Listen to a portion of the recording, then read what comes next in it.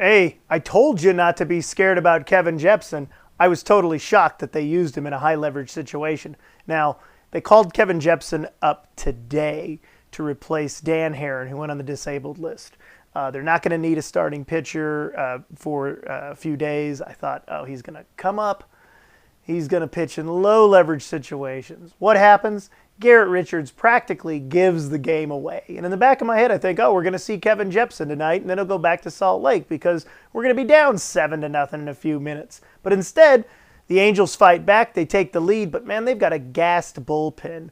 LaTroy Hawkins pitches 2/3 of an inning, and man, Mike Scioscia is just managing this thing like a violinist playing a Stradivarius. Hey, how was that for a classical reference?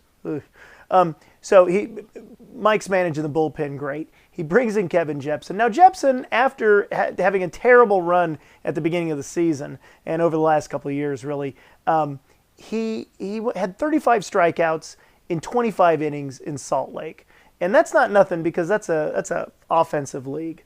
I mean, Salt Lake City's offensive. Hey, woo! So Jepsen comes in, gets a ground out. Then Ibar makes an amazing play up the middle, 360, throws, gets the runner by a step. And then, hats off to Kevin Jepsen. He struck out Matt Wieters swinging to preserve a one-run lead. And you know what? You can't say that about Garrett Richards because in an inning where the defense had really picked up Richards, Garrett Richards gave up a 3-run home run to Matt Wieters earlier in the game.